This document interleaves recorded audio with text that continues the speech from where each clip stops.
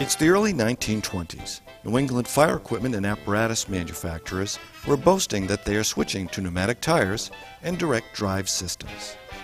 Fire equipment and techniques were changing and evolving as fire officials wanted to learn more. The issue was how to put all this equipment and knowledge together in a way that every fire department in New England could see it, learn about it, and ultimately use it.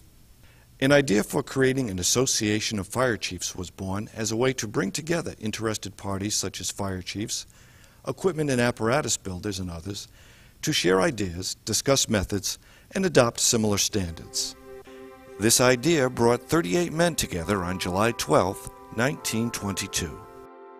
The first annual convention of the newly minted New England Association of Fire Chiefs was held in June 1923 in Bridgeport, Connecticut, where the following report of the organizational meeting held 11 months earlier was made.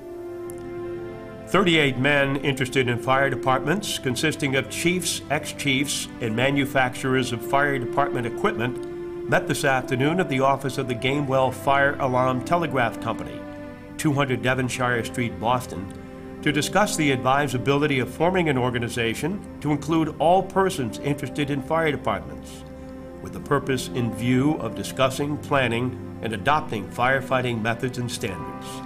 The meeting was called to order at 1:45 p.m. by Chief John P. Doyle of Wellesley, Massachusetts, who briefly outlined what was expected and the purpose of the meeting. Chief John W. O'Hearn, Secretary-Treasurer. Chief O'Hearn, who was from Watertown, Massachusetts, was the first Secretary-Treasurer of the New England Association of Fire Chiefs, a position that would prove to be pivotal in the development of this organization. Elections for other positions were held and resulted in the following New England Association of Fire Chief officers and Board of Directors. Chief John Moran of Hartford, Connecticut was elected first Vice President.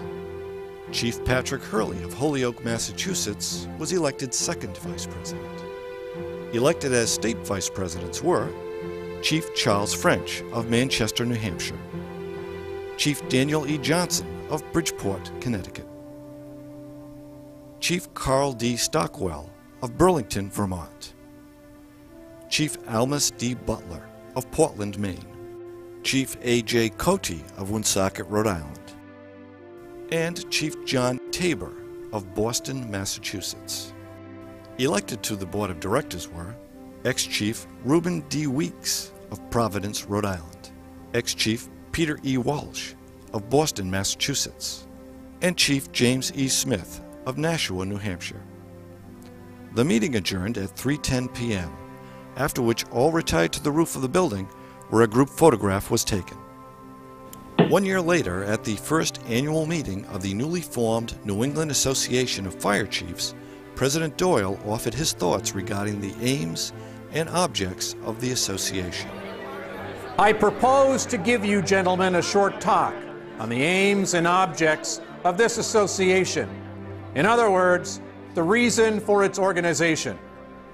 A great many of the small cities and towns have failed in the past to pay the expenses of their chiefs to the International Association of Fire Engineers Convention, held yearly in different parts of the United States and Canada. For that reason, we thought it might be well for the chiefs of the New England states to arrange to hold a yearly convention of 3 or 4 days duration and to have an exhibition each year. President John P. Doyle, NEAFC. One of the best decisions that was made right from the beginning was to see that a yearbook, eventually known as the Red Book, was to be kept with all of the year's reports and activities. It has included pictures of officers and board members, as well as advertising space for fire equipment and apparatus vendors. An annual memorial section to pay respects to departed members has always been part of this book, along with lists of past presidents, membership lists, exhibitors lists, and various other detailed information. To date, 84 editions of this book have been published and distributed to the membership. When I first joined the organization, one of the first things I received actually that year was the Red Book, which is basically a compilation of the history of that past year. The compilation of the Red Book is my responsibility. So for the past 15 years, I've been putting the Red Book together. The Red Books provide the history. Someone wants to go back and see what happened, not so much 30 years ago, but to go back just what was said or done on something that we know about 3 years ago that would give us an insight as to where to go tomorrow. It's part of the association. It's his heart and soul. It's been that way since day one. When you're at the conference, you see one thing. When you read it in the Red Book, it is as the stenographer took it. I read it from one end to the other every time it comes. So it wasn't just minutes being taken. They actually have a stenographer that takes down every word that's being said. We were concerned what happens, God forbid, a flood or a fire where the books were kept. We have a visual history of it in pictures, and we have the actual words that have been said at every meeting, right down to the organizational meeting in 1922. One of the first jobs of the historian was trying to rattle everybody's cage. Check your fire stations, look in the attic, don't throw away Red Books. I enjoyed reading the Red Books that I had, obviously looking forward to seeing the older books. And what I found is that they're not necessarily accessible to everybody. There are only a few complete collections left that go back to 1922. I have a complete set of the Red Books, and Chief Wyatt from Narragansett, Rhode Island, he has the complete set also. And I started getting Red Books from everybody. Somebody would show up at a conference with a bag of 30 books. I was very happy to have my son, Alan Susie, my oldest son, be able to help us out with this project. He happened to work for a company that does a lot of work with this much volume of material. And to have 23,000 pages of material scanned into a digital format is quite a bit of work. The work was done pro bono by the company that he works for.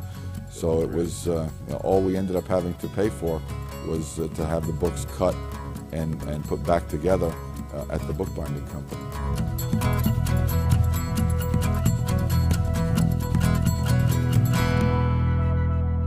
That's some of the things that I learned reading the Red Book. That they, and actually in 1945 or in the early 40s, they had set out in one of the Red Books I believe it was maybe 5 or 6 goals that they were looking to accomplish. And it's kind of funny to read that we're on the same track, and just the years change. It seems like not too much else changes, just the years. The intent and meaning are still there. Maybe a little different form, a little different look, but it's still the same. Generally speaking, you're there for the same purpose, doing the same thing, and it's good to pull together, and that's what the whole association's about. One of the traditions that was started way back when the organization first started, I believe that even the first conference, they made an effort to recognize past fire chiefs who had passed on and members of the organization. The fire chiefs march in with an honor guard. We have a regular service, and we have some very nice involved chaplains to memorialize our deceased members. When you go to the memorial service and they read the list of those who have passed away in the last year, we're able to ring the bell for the last alarm for deceased members. Two of the most revered charter members of the New England Association of Fire Chiefs are Chief John W. O'Hearn of Watertown, Massachusetts, and Chief Augustine Gus Cody of Woonsocket, Rhode Island. Chief O'Hearn was fondly called the Grand Man of the NEAFC and served as the first Secretary-Treasurer until 1959 when illness forced him to resign. A resolution of tribute commended O'Hearn for supervising the growth of the organization to 1,300 members. He died just a few months later. Chief Cody was the last living charter member when he passed away February 7, 1970, after having served as an active and loyal member of the New England Chiefs for 48 years. Together, these two men served the New England Association of Fire Chiefs for a combined 85 years. In 1937, the Red Book printed an article on first woman fire chief in the country, Nancy Allen Holtz, who came from a section of Warwick, Rhode Island, and her talk to the association's members was how to use airplanes in fighting brush fires. She was very down to earth, and she would tell the politicians what she thought and made no words about it. Always polite, always a lady, but very strong-minded, you know. And if she thought they were playing hanky-pank, she told them. In 1970, almost 5 decades from its beginning, the NEAFC had 1,236 members. Through the years, the organization has held their conventions and expositions in various cities throughout New England. A favorite location was Wentworth by the Sea in Portsmouth, New Hampshire, where the event was hosted 31 years, 27 of those consecutively. The convention and exposition has also been held 7 years at Dumfries Hyannis on Cape Cod, twice at the Mount Washington in Bretton Woods, New Hampshire, 4 times in Sturbridge, Massachusetts, and for the past 11 years in Springfield, Massachusetts at the Big E. Only once was the convention canceled in 1945 due to World War II. Because you had to ride a bicycle to the fire station then. You didn't have a car. Couldn't get gas. Gasoline rationing, you know. The reason for the move is the growth of the show. The exhibits, you know, have gone from like 50 exhibitors to 300 exhibitors. Maybe 1,000 attendees to 6,000 attendees. It's really grown in magnitude. Like when it used to be at Wentworth, everything was outdoors.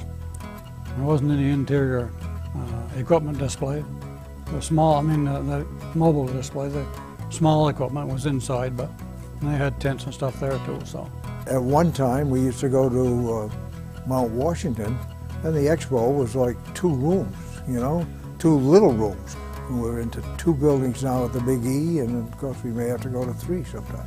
We had some really good attendance at those conferences, even in those days when they were driving Model T Fords and stuff. In the mid-1990s, it was decided that the New England Association of Fire Chiefs should get together with the New England Division of the International Association of Fire Chiefs and the New England Fire Apparatus Maintenance Association to conduct a joint conference. By the end of that decade, the success of that model had grown the exposition to take over 2 buildings at the Eastern States Exposition, along with outside space and a grand fire apparatus parade. The New England Fire Equipment Exhibitors Association has also worked closely with the NEAFC to help grow and improve this exposition. Now well into the new millennium and almost 85 years old, the NEAFC has had many more recent accomplishments and activities to be proud of. They include sponsorship of annual training grants to each of the New England states. They sponsor nationally known speakers for professional development sessions at the annual conference. Sponsor Training Directors Conference and Chaplains Conference.